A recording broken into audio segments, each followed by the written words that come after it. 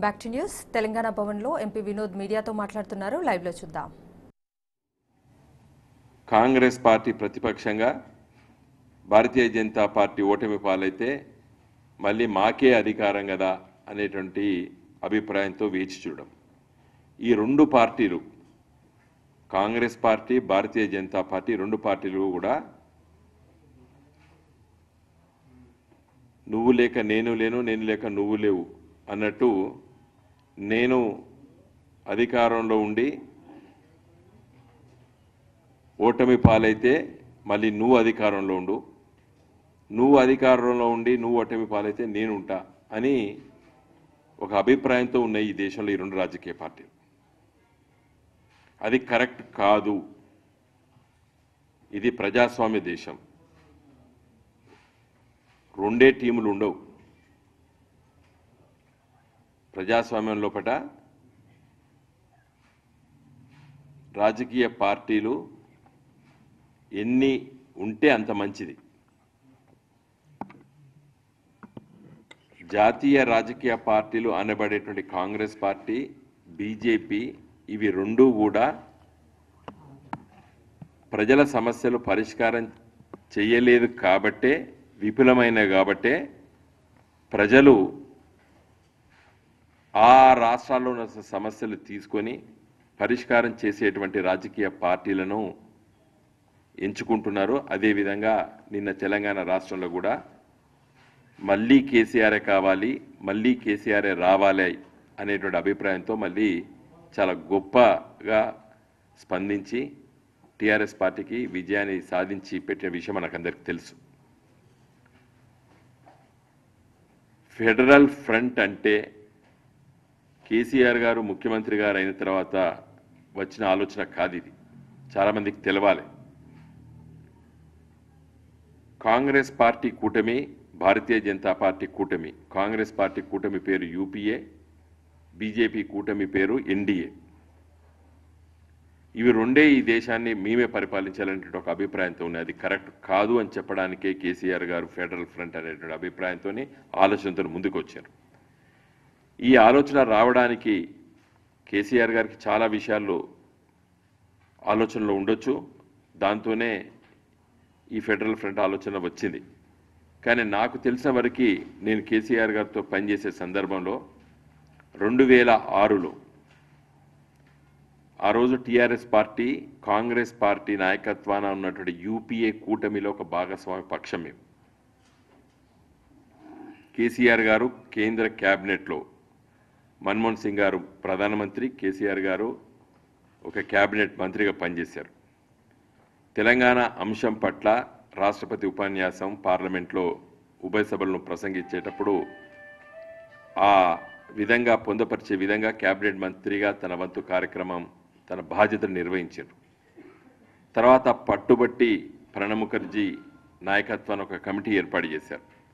ప్రణబ్ ముఖర్జీ కమిటీకి 32 రాజకీయ పార్టీలు లేఖలు ఇవ్వాలని చెప్పి లేఖలు రాస్తే దాదాపు 28 రాజకీయ పార్టీల అభిప్రాయాలని సానుకూలంగా ఇప్పించే విధంగా మేము ప్రయత్నం చేశాం. ఆ రోజు మెజార్టీ పార్టీలు పార్లమెంట్లో ఒప్పుకున్న తర్వాత బిల్లు పెట్టమ్మా అని చెప్పి కేసీఆర్ గారు సోనియా గాంధీ గారిని, యూపీఏ చైర్పర్సన్ గారిని అడిగితే ఆమె రిలక్టెంట్గా ఉంది. సిపిఎం, సిపిఐ వామపక్ష పార్టీలు మద్దతుతో ఈ ప్రభుత్వం నడుస్తున్నది యూపీఏ. ఒక మన పార్టీలే కాదు, యూపీఏ కూటమిలో మనం అవుట్ సైడ్ సపోర్ట్ కూడా తీసుకుంటున్నాం. సిపిఐ సపోర్టు, సిపిఎం సపోర్ట్ తీసుకుంటున్నాం.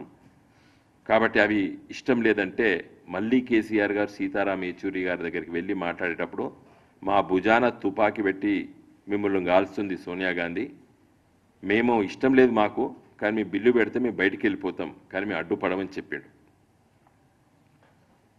ఇవన్నీ జరుగుతున్నప్పుడు కేసీఆర్ గారు ఇంకా సోనియా గాంధీ గారు ఇచ్చేటట్టు లేదని తెలిసి ప్రణబ్ ముఖర్జీ గారు స్వయంగా చెప్పినప్పుడు బయటికి వెళ్ళే సందర్భంలో ఆనాటి యూపీఏ కూటమిలో ఉన్నటువంటి భాగస్వామ్య పక్షాలు శరద్ పవార్ గారు, లాలూ ప్రసాద్ గారు, మాయావతి గారు, అవుట్ సైడ్ సపోర్ట్ చేస్తున్నటువంటి ములాయం సింగ్ యాదవ్ గారు, పాశ్వాన్ గారు, రామ్దాస్ గారు, పిఎంకే పార్టీ, ఇలాంటి పార్టీలు అందరి దగ్గరికి వెళ్ళి కలిసినప్పుడు వారికి ఉన్న అభిప్రాయాన్ని ఇప్పుడు చెప్పదలుచుకున్నాను. కాంగ్రెస్ పార్టీ నాయకత్వాన ఉన్నటువంటి యూపీఏ కూటమి కాంగ్రెస్ పార్టీకి ఉన్న 147 మాత్రమే పార్లమెంట్ సీట్లు 272లో. కానీ వివిధ రాజకీయ ప్రాంతీయ పార్టీల మద్దతు తీసుకొని ప్రధానమంత్రి పదవి వాళ్ళకే, రాష్ట్రపతి పదవి వాళ్ళకే, వివిధ రాష్ట్రాల్లో ఉన్నటువంటి గవర్నర్ పదవులు వాళ్ళకే, వివిధ దేశాల్లో అంబాసిడర్ పదవులు వాళ్ళకే, మనకిడ మంత్రివర్గ సభ్యుల్నిచ్చి ఒక్కొక్కరితో డీల్ చేస్తూ ఈ జాతీయ పార్టీ అనేది మనం ఐక్యంగా ఉంటే మనకు బార్గెన్ పవర్ ఎక్కువ ఉంటుంది. ఇలా నాకు టీఆర్ఎస్ పార్టీ మేము బయటికి పోవడానికి గల కారణం ఏంటంటే మనం అందరం కూడా కలిసి ఉండి ఒక జాతీయ పార్టీతోని బార్గెనింగ్ పవర్ ఒకటి ఉన్నట్టయితే బాగా ఉండు. తెలంగాణ బిల్లు అందరూ మీరు సానుకూలంగా చెప్పారు, మద్దతు ఇచ్చారు, పార్లమెంట్లో మెజార్టీ సభ్యులు ఉన్నారు. కాబట్టి నిజంగా మన అందరం కలిసి మరి కాంగ్రెస్ పార్టీతో మాట్లాడితే బాగుండని చెప్పే అభిప్రాయం కూడా చెప్పినప్పుడు నాకు గుర్తున్నది. అంటే ఫెడరల్ ఫ్రంట్ అనేది అభిప్రాయము కేసీఆర్ గారి మనసులో 2006లో వారికి వచ్చిన ఆలోచన ఇది. ఇంకా తర్వాత ఇంకా చాలా అభిప్రాయాలు ఒక ముఖ్యమంత్రిగా మరి వివిధ రాష్ట్రాల్లో సమస్యలన్నీ కూడా తీసుకొని మరి పని చేయడము, రైతు బంధు, రైతు బీమా ఇలాంటి పథకాలన్నీ అది వేరే విషయం. కానీ తక్కువ మెజార్టీ ఉండి తక్కువ ఎంపీలు ఉండి ఒక జాతీయ పార్టీ కాబట్టి మేమే అన్ని అనుభవిస్తామనడం కరెక్ట్ కాదు. ఆ రోజు నిజంగా యూపీఏ కూటమిలో ఉన్నటువంటి పార్టీలు అన్నీ కలిసి సోనియా గాంధీ దగ్గర అమ్మా ఈ బిల్లు పెట్టాలంటే తెలంగాణ 2006లో వచ్చు. అంటే అన్ని రీజనల్ పార్టీస్ ఒక్కొక్కటి విడిపోవడం వల్ల, ఐక్యంగా లేకపోవడం వల్ల రీజనల్ పొలిటికల్ పార్టీల సమస్యలు పరిష్కారం అయితే లేవు. ఇవాళ శివసేన మమ్ముగా కూర్చున్నది ఎన్డీఏ కూటమిలో పార్టీ. నేను ఒక ఆయన వెళ్ళిపోయాడు, బీహార్లో ఉన్నటువంటి ఆయన పేరు ఎంఓఎస్ హెచ్ఆర్డి ఉండే కుషాబ్ ఏదో ఉంది అతను, ఎల్పిజి ఏదో పార్టీ. ఇలా ఎన్డీఏ కూటమిలో కూడా చిన్న చిన్న పార్టీలు కూడా అయ్యో మా పనులు అవుతలేమనేటువంటి అభిప్రాయంతో ఉన్నాయి. మొన్న యూపీఏ కూటమి కూడా అదే విధమైన అభిప్రాయాలు ఉండే. కాబట్టి ఈ రీజనల్ పొలిటికల్ పార్టీస్ బలంతో ఈ నేషనల్ పార్టీ అనబడేటువంటి పార్టీలు కాంగ్రెస్ పార్టీ, బీజేపీ పార్టీలు అధికారాన్ని చెలాయిస్తున్నాయి.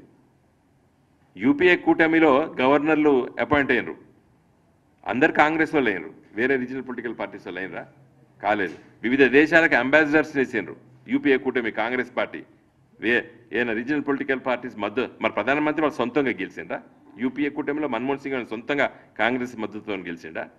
మొన్న ఎన్డీఏ కూటమి వాజ్పేయి గారు సొంతంగా గెలిచిండా ప్రధానమంత్రి కావడానికి? కాబట్టి ఈ కాన్సెప్ట్ పైన నిన్న Congress party AICC general secretary Anand Sharma గారు నిన్న ఢిల్లీలో మాట్లాడాడు. ఇది మోడీ గారి కోసం చేస్తున్నటువంటి ప్రయత్నం అని చెప్పి.